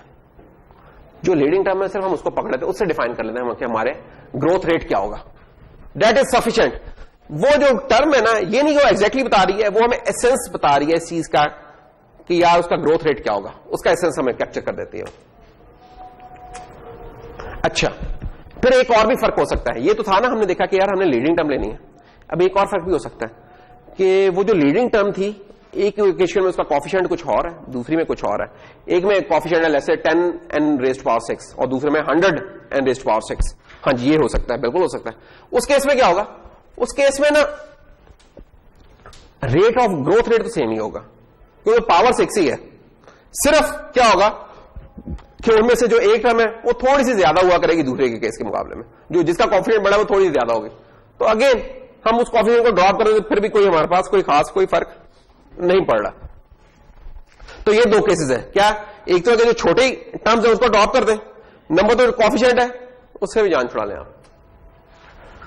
तो यहां आके नाम आता है हमारे पास एसिम्प्टोटिक एनालिसिस कि given algorithm we need to be able to describe these values mathematically. हम चाहते हैं कि जो भी एल्गोरिथम है उसकी कॉम्प्लेक्सिटी को हम मैथमेटिकली बयान कर सकें। तो इसके लिए हमें ना कोई सिस्टमैटिक वे चाहिए कि ये वाला काम हम कर सकें। तो लैंडो सिंबल्स हैं इसमें, और वो आपने इस्तेमाल किए में वो सिंबल्स, मसलन बिग ओ वाला सिंबल आपने इस्तेमाल किया ही हुआ है पहले भी, है ना। तो वो उसकी बेस पे हम डिफाइन कर देंगे वर्स्ट केस। फॉर एग्जाम्पल अगर हमें बताना गया वर्स्ट केस में क्या परफॉर्मेंस होगी इस चीज में। वर्स्ट केस कब हुआ करेगा? जब उसके लिए उससे एंटायर इनपुट स्कैन करनी पड़ रही है, वो लेवल। तो ये तो कॉम्प्लेक्सिटी क्लास फिर क्या बनती है? Category of algorithms efficiency based on algorithms relationship to the input side. तो कॉम्प्लेक्सिटी क्लास क्या बताती है? एल्गोरिथम की complexity in relation with the size of the input. तो ये हमारी कुछ कॉम्प्लेक्सिटी क्लासेस हैं। फिर अभी तक तो हमने देखी थी ये वाली देखी थी और ये वाली देखी थी, और आज हमने शायद ये वाली भी देखी है, लेकिन और भी है बहुत सारी एग्जिस्ट करती।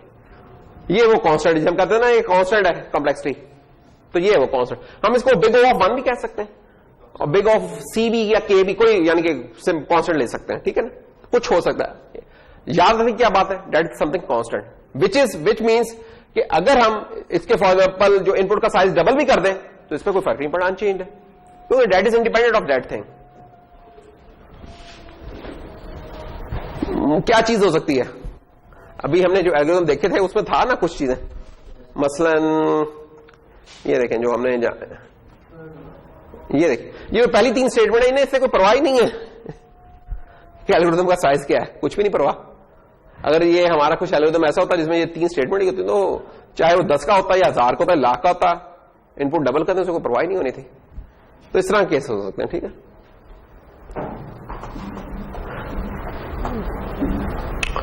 फॉर एग्जाम्पल ये चीज अगर इतना है तो टाइम ले लिया, let's say just for the sake of comparison 10 millisecond, तो इससे नेक्स्ट बड़ी कौन सी क्लास है, वो होती है फिर लॉगरिथमिक। लीनियर नहीं है, लीनियर और कांस्टेंट के दरमियान लाई करती है लॉगरिथमिक, log 2 ऑफ n, ठीक है।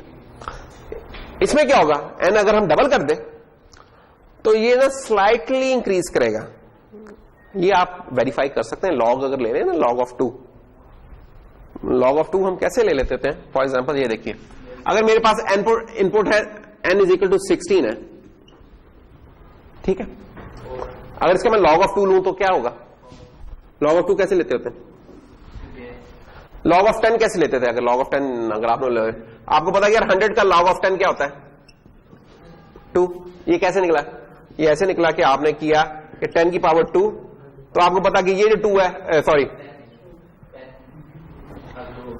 ये 2 जो सा था, ये 2 log 10 और ये 10 हो गया, ये 1 आ देता है, ठीक है, तो 2 हो गया। इस तरीके से होता था ना, इसी तरीके से log of 2 भी कर लेंगे आप कि यार 16 का केस है फॉर एग्जांपल, तो log of 2 निकालना है 16 भाई का, तो बिल्कुल 2 की पावर 4 और 4 log 2 और 2, तो ये 1 आ गया, तो 4, तो log 2 ऑफ 16 क्या हो जाएगा हमारा 4 हो जाएगा, ठीक है। 32 का log क्या हो जाएगा, या 32 को लेट से हम रहने दें, हम डबल भी नहीं करते, हम उसको 4 टाइम्स लेट से अगर कर लें 64 कर लें, 64 के केस में क्या हो जाएगा 6, 2 की पावर 6, बिल्कुल यार तुम बड़े ज़हीन आदमी। तो आप देख सकते हैं 6 पे आ गया, 4 से बढ़ के 6 पे हो गया, तो बड़ा है, लेकिन ये नहीं कि लीनियरली बड़ा है, उसका रेट कम था, या डबल वाला ही कर लेते लेट से, हम कहते कि N32 ही था, डबल कर लिया हमने, तो इसने 5 होना था, तो इनपुट हमारी डबल हो गई, लेकिन ये 4 से बढ़ के बेचारा 5 हो गया, बस इंक्रीमेंटल चेंज आई। तो सबसे पहली ख्वाहिश तो हमारी होती है यार कांस्टेंट वाला कोई एल्गोरिथम मिल जाए, लेकिन ये चलता नहीं है, बहुत सारी चीजों में कांस्टेंट हमारा हो नहीं सकता, तो फिर हम लॉगरिथमिक वाले पे आ जाते हैं, और अगर लॉगरिथमिक से भी ना हो काम तो फिर हम लीनियर पे आ जाते हैं। लीनियर में क्या होगा, डबल कर देंगे इनपुट, उसका भी ग्रोथ वो डबल हो जाएगी, क्योंकि लीनियर है, नाम से जाहिर है, जितना वो बढ़ेगा प्रोपोर्शनली वो भी उतना बढ़ेगा। और टाइम जरा एग्जांपल जो टाइम है वो जरा चेक करते रहे, कांस्टेंट के केस में 10 मिली सेकेंड, log 2 के केस में 175 मिली सेकेंड, और अब एकदम लीनियर के केस में जनाब 3.2 सेकेंड में पहुंच गया। अच्छा, फिर उससे अगली एक स्टेज है लॉग और लीनियर, ये लीनियर से ज्यादा है, लेकिन जो स्क्वायर वाला उससे कम है।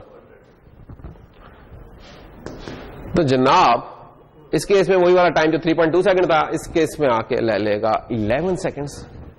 और जब क्वाड्रेटिक, जिस तरह अभी हमने थोड़ी देर पहले क्वाड्रेटिक देख रहे थे, इस केस में जाके क्या होगा, अब कहानी मिली सेकंड से शुरू हुई थी, देखें जरा ऑर्डर कैसे चेंज हो रहा है, और अब हम मिनट पे आ चुके हुए तकरीबन 1.25 मिनट्स में। अच्छा, फिर इसके अंदर quad, linear, cubic, exponential, factorial, ये नीचे वाला है, ये तो देखने को भी दिल नहीं करता, ये तो देखो ना, टाइम देखो माशाल्लाह, ये तो कायनात का इतना टाइम नहीं होगा जितना इनका टाइम है, 10⁻61 ईयर्स, मतलब ऐसा ही कैलकुलेटर बहुत हो जाता है। क्यूबिक के केस में देखो 55 मिनट्स, कौन भी चीज मिली सेकंड में थी, अब क्यूबिक में जाके देखो कैसे हो गया। तो ये देखो एल्गोरिथम्स कैसे फर्क डालते हैं। आप लोग आजकल डीएसपी पढ़ रहे, सिग्नल सिस्टम्स पढ़ रहे, ओके, तो सिग्नल सिस्टम पढ़ रहे हैं, तो आप देखेंगे कि अगले में जाएंगे तो डीएसपी में जाके पढ़ेंगे कि एफएफटी का एल्गोरिथम है। तो एफएफटी का जब एल्गोरिथम आया ना, तो दुनिया डिजिटल साइड की प्रोसेसिंग है, ये अभी तक आपने की वो एनालॉग सिग्नल प्रोसेसिंग थी, तो डिजिटल सिग्नल प्रोसेसिंग पे आप आ जाएंगे। जो एफएफटी का एल्गोरिथम है ना, उसने कमाल क्या किया था, उसने एक कमाल किया था कि ये जो कॉम्प्लेक्सिटी थी ना एफएफटी का एल्गोरिथम, एन स्क्वायर को उठा के ले जाता है इसके ऊपर, और जब इस पे लेके गए तो दुनिया काफी बदल गई, बहुत सारी चीजें पॉसिबल हो गई, सेल फोन्स पॉसिबल हो गए, इमेज प्रोसेसिंग पॉसिबल हो गई, ऑडियो कंप्रेशन पॉसिबल हो गई, बहुत सारे जो फायदे आज आपको उठा रहे हैं ना, वो एक उस चेन से कह लेंगे पॉसिबल हो गया हमारे लिए, जो कि पहले पॉसिबल, क्योंकि प्रोसेसिंग पावर नहीं होती थी। अब तो प्रोसेसिंग पावर भी है, तो हम ये वाला भी चला सकते हैं। पहले जो प्रोसेसिंग पावर इतनी नहीं होती थी, जब हमारे प्रोसेसर 1 मेगाहर्ट्ज का होता था, आधे मेगाहर्ट्ज का होता था, आजकल तो गीगाहर्ट्ज में होते हैं ना, ये उस दौर ये बता रहा हूँ 60-70s की बात बता रहा हूं। तो उस वक्त ये गेन बहुत बड़ा गेन था, और इसने दुनिया बदल दी फिर, और बदल चुकी हुई है यानी कि दुनिया। तो हमारी लेकिन खैर गोल होता है कि हम और इससे भी बेहतर है। तो एफएफटी का एक एल्गोरिथम होगा, वो आप देखेंगे कि यार उसकी कॉम्प्लेक्सिटी ये वाली होती है एनालॉग। तो एन स्क्वायर से उठा के उधर लेके गया और उसने चेंज कर दिया काम। ये उनको अगर हम ग्राफिकली प्लॉट करें तो ये है, ये सबसे नीचे कौन नजर आ रहा है, कांस्टेंट वाला नहीं, कांस्टेंट और लॉग वाले तकरीबन एक दूसरे को हाइड कर लिया उन्होंने। ओ ऑफ 1 बेचारा इसके नीचे कहीं छुपा हुआ है, और रेड क्यों बिल्कुल करीब करीब है। ये लीनियर है भाईजान, ग्रीन वाले ये उठे हम,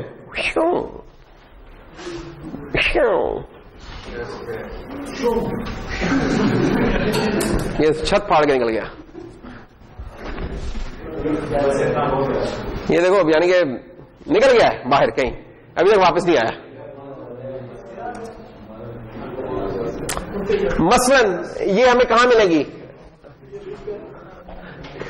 कौन से एल्गोरिथम किस तरह की कॉम्प्लेक्सिटी क्लास के होते हैं, जो कि आप बहुत गलत से मुस्कुराए यार, डर लग गया मेरे मन से। हाँ बताइए जोगी, ये क्या कहता है आपका दोस्त आपको? कुछ नहीं कहा, वैसे ही ये जोगी बहुत खतरनाक आदमी है। अच्छा, टाइम कॉम्प्लेक्सिटी जो अभी तक हमने चीजें पढ़ी उस पर मैप करके देखते हैं। कांस्टेंट कॉस्ट क्या है? फॉर एग्जाम्पल लिंक लिस्ट के जो लिस्ट थी ना, हम उसके पुश फ्रंट कर लें, पुश बैक कर लें, constant cost. Log of N, sorted array के अंदर कोई चीज फाइंड करना, ये अभी तक हमने काम नहीं किया, करेंगे इंशाल्लाह। उसके अंदर कोई फाइंड करना, वो लॉग ऑफ एन है। इसकी एक और एग्जांपल हो सकती है डिक्शनरी, डिक्शनरी से कोई लफ्ज फाइंड करना, आप आधे से शुरू है कि हाफ के इस तरफ है कि हाफ के उस तरफ है। अगर हाफ के इस तरफ है तो फिर आपने उस हाफ का मजीद हाफ कर लिया, अब या नीचे वाले हाफ में होगी या ऊपर वाले हाफ में होगी, तोड़ते जाते हैं, लॉग ऑफ एन स्टेप्स में पहुंच जाते हैं। लॉग ऑफ एन में क्या होता है कि आपकी प्रॉब्लम ना हर स्टेज के बाद हाफ हो जाती है, फिर स्टेज के बाद हाफ होती है, इसलिए उसकी लॉग होती है, लॉग ऑफ एन कॉम्प्लेक्सिटी होती है। वो हम देखेंगे प्रॉब्लम जब आएंगी हमारे। लीनियर वाला तो आपने काफी किया है, अभी थोड़ी देर पहले जो मैक्समिन फाइंड किया था वो भी लीनियर था। कोई फाइंड करनी है अनसॉर्टेड अरे में से कोई एंट्री फाइंड करनी है, तब भी लीनियर टाइम है। अनसॉर्टेड में से, सॉर्टेड में से लॉग ऑफ एन टाइम था, अनसॉर्टेड में से ये टाइम है। अब्दुल हमीद अब जस्टिफाई करेंगे इसका क्या है। अब्दुल हमीद बड़े चिल करके बैठे हुए थे इस तरह आराम से, कहते जिंदगी कितनी अच्छी जा रही है, मौसम बहुत खूबसूरत है, और बाहर निकलूंगा तो गोलगप्पे खाऊंगा और ये करूंगा। लेकिन अचानक फिर इस बेरहम दुनिया ने आगे जगा दिया। जी अब्दुल हमीद भाई, हाँ इस तरह की लाइंस ना हम नॉर्मली पेपर या क्विज में लिख देते होते हैं। मसलन क्या लिख देंगे कि यार फाइंडिंग एन एंट्री जो सॉर्टेड अरे में होती है, जो आप भी बता देंगे कि उसका टाइम होता है लॉग। फाइंड एन सॉर्टेड अरे इसका होता है ये जस्टिफाई, छोटा सा एक लफ्ज लिख देंगे जस्टिफाई। एलेबोरेट क्यों होती है ऐसे, अब हमीद भाई जस्टिफाई करने जा रहे हैं इसको।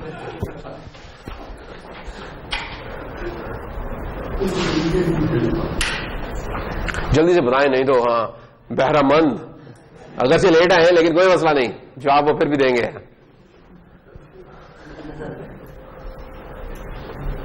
राजा प्रिंस से परेशान ना हुई, राजा बताओ क्यों होगा ऐसा, क्या क्यों होगा, ये देखो लिखा हुआ है, तो आप दोबारा सुन राजा, हाँ चेक कर कि एंट्री फाइंड, कोई आइटम फाइंड करना है, इनमें से कोई आइटम फाइंड करना है। लेट्स से मैंने फाइंड करना है इसमें से कि 10 है कि नहीं। तो मैं कह रहा हूं अगर ये अनसॉर्टेड है, जैसे ये अनसॉर्टेड है तो इसमें टाइम लगेगा linear, big O of n होगा। लेकिन अगर ये सॉर्टेड है तो टाइम लगेगा log of n। Let's say अगर मैं सॉर्ट कर लूं इसको 4, 8, 11, 17, 20, 29, अगर ये सॉर्टेड है तो मैं कह रहा हूं इस पर टाइम लगेगा log ऑफ n। ये तो बहुत छोटी है तो शायद इस तरह हम डायरेक्ट नहीं बता पाए। यहां क्यों कम टाइम लगेगा? जैसे मैं देखूंगा मैं जिस चीज को फाइंड कर रहा हूं उससे ऊपर चली गई है, मैं इधर ही रुक जाऊंगा, ब्रेक कर जाऊंगा। जिससे मैं कंपेयर कर रहा हूं अगर वो मुझसे बड़ा हो गया है मैं ब्रेक कर जाऊंगा, मुझे बाकी में से ढूंढने की कोई जरूरत नहीं है। यहां ऐसा नहीं था, एक एक एक करके जब तक आखिर तक जाके मैंने किया नहीं। क्यों? क्योंकि हम सॉर्टेड पड़े हुए थे। जब सॉर्टेड पड़े हुए तो मुझे पता जब एक चीज बड़ा आ गया तो उसके बाद हमेशा उससे बड़े आएंगे नंबर, छोटे नहीं बा सकते क्योंकि सॉर्टेड पड़ा हुआ है स्टैंडिंग में। तो ये है जस्टिफाई, आप इस तरीके से कर सकते हैं इस चीज को।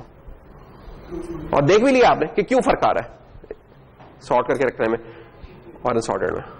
अब यही इमेजिन करोगे डिक्शनरी एक सॉर्टेड पड़ी थी ABC, अब ये बस रैंडमली होता हुआ फॉलो क्या करना था हमने, कोई लफ्ज हमें पता चल जाता तो 2 दिन तो हमें ढूंढते रहा करना था, और 2 दिन बाद पता चलता वो इस डिक्शनरी तो है ही नहीं, नया एडिशन लेके आए। हाँ, कितनी परेशानी होनी थी। क्यों अमित भाई? हाँ, sorting n items by n log of n, जो अभी मैंने FFT का बताया था ना, FFT भी इसकी एग्जांपल है। फास्ट फोरियर ट्रांसफॉर्म उसका नाम होगा, कूली टू की एल्गोरिथम। तो लेकिन इसको हम बोलते थे ये चीज होती है डिवाइड एंड कंकर। प्रॉब्लम मिली, तोड़ा उसे, फिर मिली और उसको मजीद तोड़ा, तोड़ते गए, डिवाइड एंड कंकर वाले। उधर ये n log ऑफ n हमारी मिल रहती है। क्वाड्रेटिक, इसकी क्या एग्जांपल है? डेटा स्ट्रक्चर्स में हम जाके पढ़ेंगे 3-4 हफ्तों को, ग्राफ पढ़ेंगे तो दो ग्राफ्स के दरमियान शॉर्टेस्ट वो नोड का फाइंड करना, इट इज क्वाड्रेटिक। मसलन गूगल मैप्स है, गूगल मैप्स आपने खोले और आप अब्बासी यूनिवर्सिटी खड़े हैं और आप कहते हैं कि यार मैंने पहुंचना है, किधर पहुंचना है? असद भाई कहां पहुंचना है हमने? हैं जी?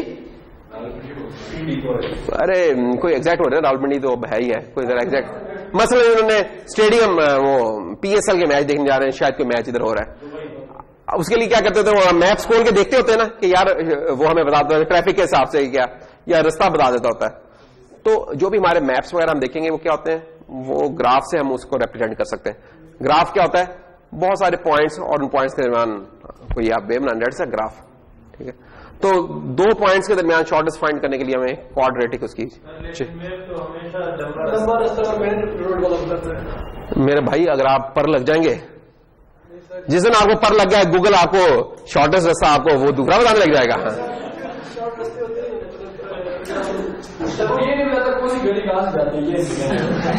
उसे इतना ना फंसा, उसकी यही बड़ी मेहरबानी है कि उधर बैठा वो इधर की बातें बता रहा है, उसे ना इतना परेशान कर। बाजी के उस गली को जितना लोग इस्तेमाल करेंगे वो कहां से कर रहा है, उस बेचारे को उनके बंदों ने तो आके नहीं ना इधर किया, उधर उनके बंदे बेचारे इधर आकर रहे हैं, इधर एजेंसी के पकड़ के ले रहेंगे उन्हें। हाँ, क्या हरकत कर रहे हैं वो बेचारे, उधर से बैठे बैठे आप जो डेटा दे रहे हैं उसके साथ वो खेल रहे हैं। आपका फोन हर वक्त डेटा उनको प्रोवाइड कर रहा होता है। जब भी आप कनेक्शन ऑन करते हैं, GPS ऑन करते हैं, उनका जो अपडेट होने लगता है, उनके रास्ते भी अपडेट होते हैं। अब जितने लोग ज्यादा यूज करेंगे उतना उनका जो भी एल्गोरिथम है उसके हिसाब से उसको कॉन्फिडेंस देता है कि यार अच्छा ये रास्ता इस्तेमाल वाला है या नहीं है, उससे वो करें। उनके पास और क्या है नॉलेज, उनके पास वो वही तो नहीं उतरती है, कोई और तो नहीं कोई इधर फोन करके कहता है ओ भाईजान ये रास्ता आज खुला हुआ है, ये वाला शॉर्ट है। नहीं, इस तरह जो डेटा आपका जा रहा है, जो आप जिस तरीके से आप इस्तेमाल कर रहे हैं उस चीज को, उसी को से वो इन्फर कर रहे हैं सब कुछ। और एक बड़ी कॉम्प्लेक्स और खतरनाक और इंटरेस्टिंग ये साइंस है जिससे ये काम हो रहा है। तो थोड़ा बहुत हो सकता है, लेकिन ये देखें ना, जैसे आज से 2 साल पहले ट्रैफिक के बारे में इतना अच्छा नहीं बताता था, फिर उसने बताना शुरू किया तो इस्लामाबाद हाईवे का या मरी रोड का बताता है। अब जो छोटी रोड है उनके बारे में बताने लगे। क्यों? क्योंकि अब लोग जो से 4G वगैरह के आने से क्या हुआ कि लोग अब उस फोन को भी ज्यादा इस्तेमाल कर रहे हैं, GPS वगैरह भी ऑन कर लेते हैं, डेटा के भी कम हो गए। तो जितने लोग वो डेटा दे रहे होंगे, कुछ कर रहे होंगे, उतना उनके मैप्स इंप्रूव करेंगे, उतना वो बेहतर होगा। ये है, तो इसलिए और कुछ नहीं। बाकी बहरामंद का तो मैंने बता दिया, जैसे जिस दिन इसने पर लगा लिए कि क्या नहीं मुझे जहाज वाला रास्ता चाहिए, वो जहाज वाला। अच्छा, तो खैर ये क्वाड्रेटिक हो गया। क्यूबिक कौन सा हो जाएगा? जब आपने लीनियर इक्वेशन सॉल्व करनी होती है। फॉर एग्जाम्पल 3 इक्वेशन सॉल्व करनी है तो आपने देखा होगा मैट्रिक्स वगैरह के, आपने देखा होगा तो 3 लूप्स लगती हैं, है ना। जैसे जैसे लूप लगती जाती है, नेस्टिंग होती जाती है, आपका समय ऑर्डर बढ़ता जा रहा है उसी हिसाब से। तो डरा करें लूप्स बहुत ज्यादा लगाते हुए। लेकिन खैर पहले काम होता है कि पहले एक दफा चीज चल रहा है, फिर हम उसको जरा बेहतर कर लेते होते हैं। तो अभी आप लोग फंसे होते हैं कि चीज ही नहीं चल पा रही होती। यार क्यों बस यार नहीं है।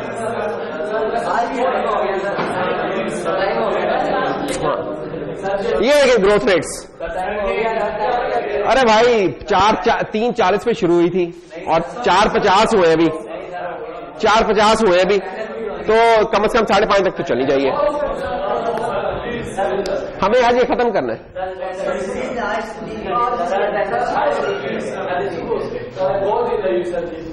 बहुत नींद आई है बेटे, जिंदगी मौत का क्या पता बहरामंद भाई। वो तो, लेकिन तुम्हारे मरने से बाकी लोगों का क्यों नुकसान होगा, तुम मरते रहो। हम तो पढ़ेंगे नहीं यार, तो इसलिए हम पढ़ते हैं। अच्छा, ग्रोथ रेट्स वापस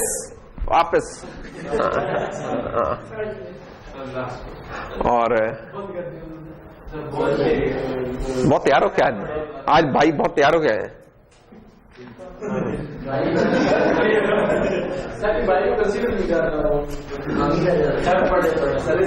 प्रिंस तो दिल छोड़ बैठा है, जब से हुआ प्रिंस दिल छोड़ गया, जब से प्रिंस के टैलेंट को उन्होंने बस मेरे भाई, तू डेटा स्ट्रक्चर की कदर कर, छोड़ उसे खुदपति की कदर। आ रहा वापस ग्रोथ रेट पे की तरह कदर कर, अप्रिशिएट करके ग्रोथ रेट्स जो कम होते हैं उनके कितने फायदे हैं देख। अच्छा, ऐसा है कि जैसे अगेन आप एक बहुत बड़ी गलती करेंगे अगर आप इन चीजों को, इन ऑर्डर ऑफ कॉम्प्लेक्सिटी को स्मॉल नंबर ऑफ इनपुट्स पे देखेंगे और उन पे देखेंगे, तो उधर तो आपको लगेगा यार n² तो कम टाइम ले रहा है इधर, और n log ऑफ ज्यादा टाइम ले रहा है, लेकिन स्मॉल पे लगेगा जहां ये चीज मैटर नहीं करती। असल में देखते हैं कि अगर एक्सेसिवली लार्ज हो, 1000 मिलियंस में जाए तो क्या होता है, असल गेम वहां है हमारी, स्मॉल पे नहीं आप इसको देखें, नहीं तो आप मिसरीडिंग होगा ये आपके लिए। अच्छा जी, प्रेफर बिग और यूजेज। अच्छा, ऐसा है कि अगर आपने कोई एल्गोरिथम था, उस एल्गोरिथम की आपने वो एफिशिएंसी एनालिसिस की और आपने कहा यार 5n स्टेटमेंट्स है फॉर एग्जांपल, आपने करना कि आपने उसकी टाइटेस्ट बाउंड निकालनी है। टाइटेस्ट बाउंड से क्या मुराद है?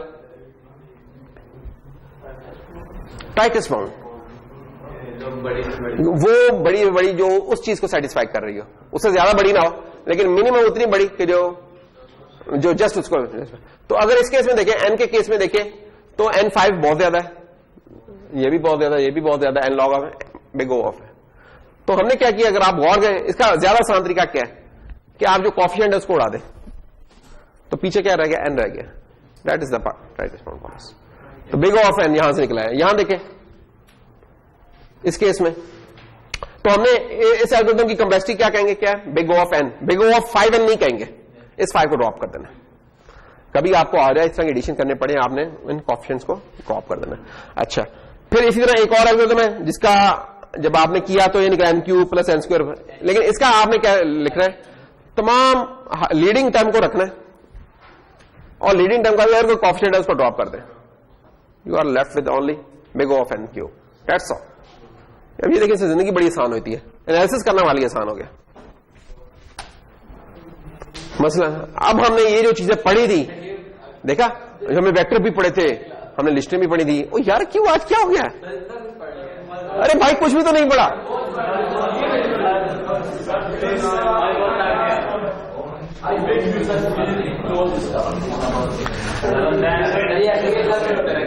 ये तुम्हारी टीम तो हालात भी ना, जो पाकिस्तानी बैटिंग लाइन है उस तरह के हैं। किसी ने 150 रन बना दिए, थक गए, 150 रन भी नहीं बनने आज, 100 के ऊपर ठोस हो गए। हाँ, वो जो ऑस्ट्रेलिया इंडिया वाले वो 300 बना जाएंगे और तुम लोग ना 100 के ऊपर ठोस कर जाओगे। ये तो इसलिए ना थोड़ा सा पेट्रोल डाल के आया करो थोड़ा सा। हाँ,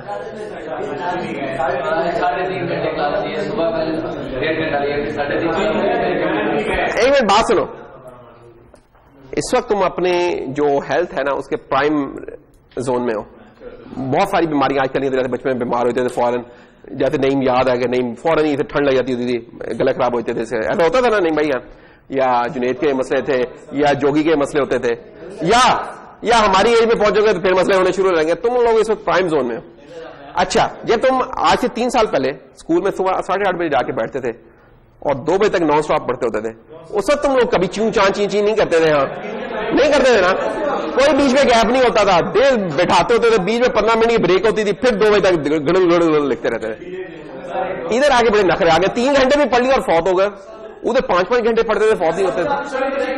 एक बार प्रिंस भाई कुछ बोले। जी प्रिंस, आप प्रिंस ने अचानक मोबाइल फोन को बंद किया और ख्याल आया कि कुछ बात करें। जी प्रिंस बोले। जी बेटा। लेकिन इस तरह की कितनी क्लास होती थी?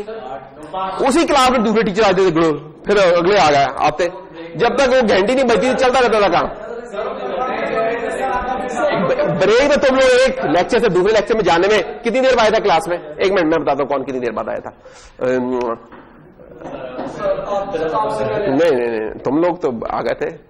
नहीं, तुम भी आए हुए थे। ये देखो, पौने घंटे बाद आया। पौने घंटे की कौन सी ब्रेक होती है एक लेक्चर से दूसरे लेक्चर में? हाँ, इसलिए कहते हैं पास करो या बर्दाश्त करो। बर्दाश्त भी करो और पास भी करो।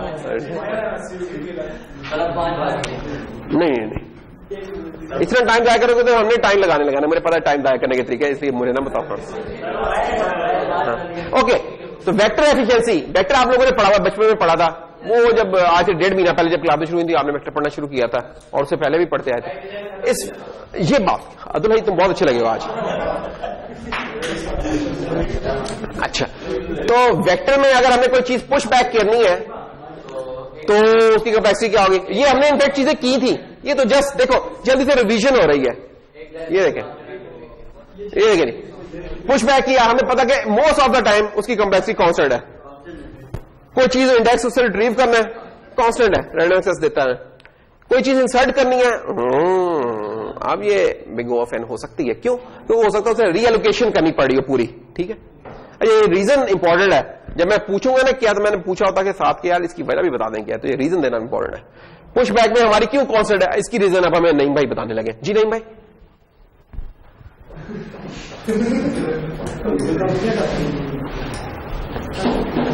क्यों कांस्टेंट है?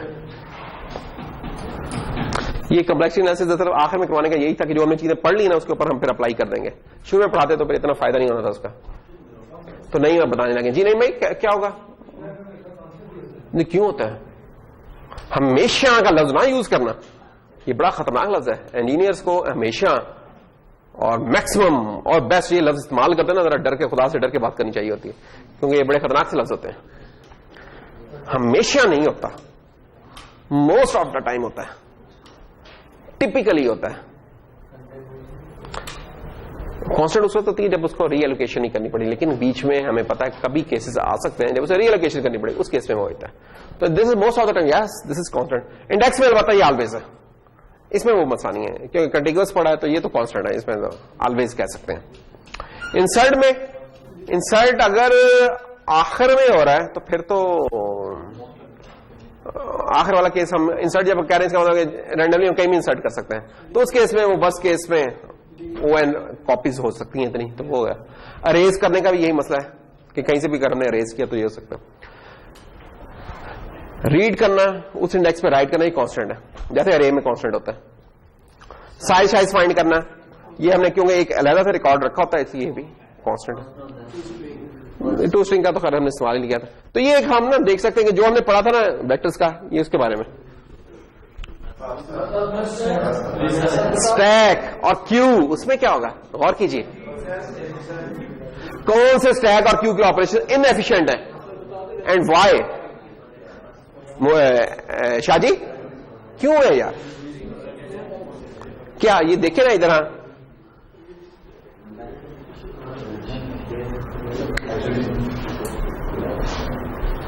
स्टैक और क्यू के कौन से ऑपरेशन है जो कि इनएफिशिएंट है? स्टैक और क्यू में, स्टैक वगैरह में यार जो पुश पॉप होते हैं ये सारे इनकी कांस्टेंट कॉस्ट होती है, ठीक है। और जो नॉन कांस्टेंट कॉस्ट है वो स्टैक में तो खैर अलाउड ही नहीं है सिरे से, स्टैक में कोई रैंडम एक्सेस नहीं होती, ठीक है।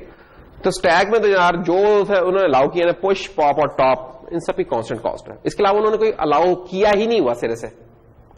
क्यू के केस में क्या है? क्यू अब क्यू की जब बात हो ना तो दो चीजें आती है, एक डेक आती है और एक क्यू आती है। जो सिंपल क्यू होती है उसमें तो पुश बैक होता है और पॉप फ्रंट होता है, तो वो ऑप्शंस वो जो से ऑपरेशंस वो भी कांस्टेंट कॉस्ट है। लेकिन अगर आपने बीच में कुछ करना चाहे, अव्वल तो अलाउड नहीं है, लेकिन अगर डेक इस्तेमाल करें तो उसमें अलाउड है, तो उधर उसकी कॉस्ट ज्यादा है, डेक में उसकी कॉस्ट फिर ज्यादा होती है। अच्छा, सेट के ऊपर अगर आ रहे हैं, सेट आपने पढ़ लिए थे माशाल्लाह, है सेट नहीं पढ़े वो इंशाल्लाह जब वो आखिर में जब फाइनल करीब पहुंचेंगे फिर पढ़ेंगे। सेट वगैरह के केस में हमने देखा था कि जो इंसर्ट करना है उसकी कॉस्ट नहीं बताई थी। ये वैसे थोड़ा सा आपके साथ क्या ड्रामा, एक चीज बताई थी कि ट्री बेस्ड है इसके पीछे इंप्लीमेंटेशन,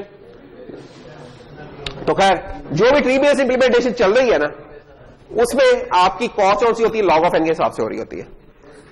सेट कौन सा होता है, ये ट्री बेस्ड पीछे, इसके पीछे ट्री इंप्लीमेंट हुआ होता है। ट्री अभी हमने पढ़ना है, शायद नेक्स्ट लेक्चर से या उससे नेक्स्ट लेक्चर से हम ट्रीज के ऊपर शुरू कर रहे होंगे। तो ये जनाब लॉग ऑफ एन है, कुछ इंसर्ट करना है, कंटेन कर रहा है, अरेंज कर रहा है, सबकी कॉस्ट लॉग ऑफ एन है। अच्छा, लीनियर से कम है, ये इंपॉर्टेंट है कि सेट ज्यादा एफिशिएंट है डेटा स्टोरेज के इस तरह के मामलों में। और अगर हैश की बात हो रही है, हैश सेट की बात हो रही है, हैश की, तो हैशिंग में हम देखेंगे कि यार कमाल है उसका, उसकी कांस्टेंट कॉस्ट है, उसकी पीछे कॉम्प्लेक्सिटी है ठीक सी, वो at the cost of memory, वो मेमोरी कुछ बढ़ा रहा होगा, कुछ और काम कर रहा होगा, लेकिन कॉस्ट उसमें कांस्टेंट हो जाएगी। वो हमने नहीं बताया अभी आपको कि वो क्या होता है। हाँ बिल्कुल, बस थोड़ा सा रह गया, बस ये थोड़ा सा, ये खत्म बस। रह कितना गया, हाँ ये मैं बताता हूं, रह कितना गया, ये दूसरी स्लाइड, तीसरी, चौथी, पांचवी, छठी, सातवीं, आठवीं, लो इतना सा है बस। देख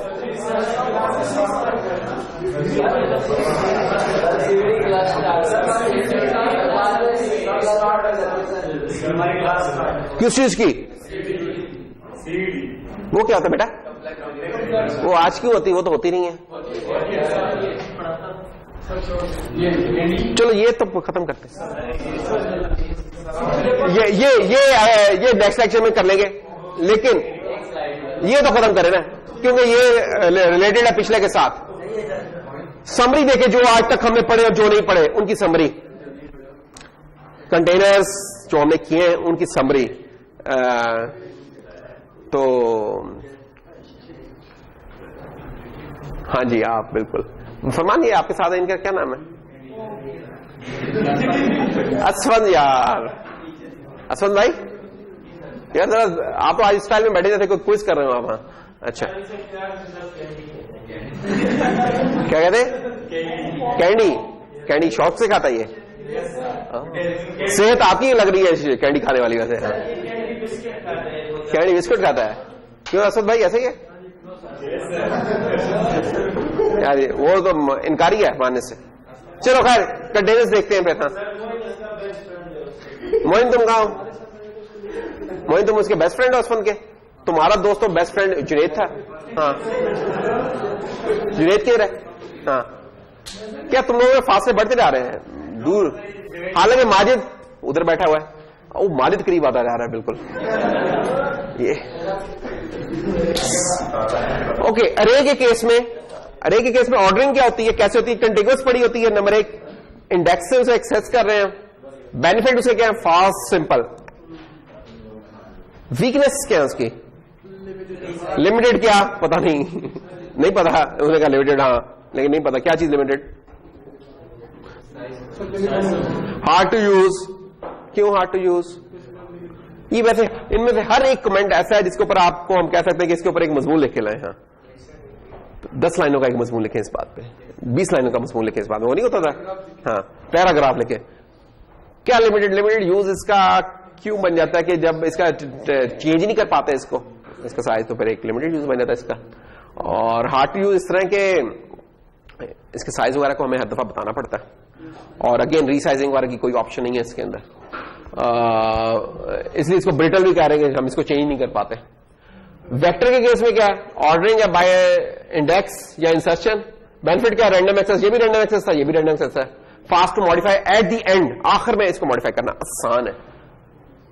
slow to modify in the middle, जो मसले थे हमें पता है, ग्रिड को हमने नहीं करवाया। स्टैक के केस में क्या है, सिंपल है, फास्ट है, तमाम ऑपरेशंस के ये है इसकी कॉस्ट। फंक्शनैलिटी की लिटल है, रैंडम एक्सेस वगैरह कुछ नहीं है, बहुत लिमिटेड सा यूज है। अगर हमें कोई चीज रैंडमली उठानी है तो हमें सारे निकालने पड़ेंगे, फिर हम वहां तक पहुंचेंगे। ये बड़े मसले हैं इसके। क्यू के केस में क्या, FIFO, अगेन इसके ऑपरेशन सारे फास्ट है, फंक्शनैलिटी अगेन लिमिटेड है इस तरह की। सेट जो हमने लास्ट टाइम पढ़ा था, सॉर्टेड फॉर्म में पढ़े हैं। यहां सिंपल इंडेक्स और इस तरह के खाते थे, ये सॉर्टेड फॉर्म में पढ़े, ऑलरेडी सॉर्टेड है, काफी फास्ट। लॉग ऑफ एन की परफॉर्मेंस मस्ट बी कंपेरेबल। किस सेंस में कंपेरेबल, क्यों नहीं? वही मैं पूछ रहा हूं, गौर करो, जरा जोर डालो ज़हन पे। किस सेंस में कंपेरेबल? हाँ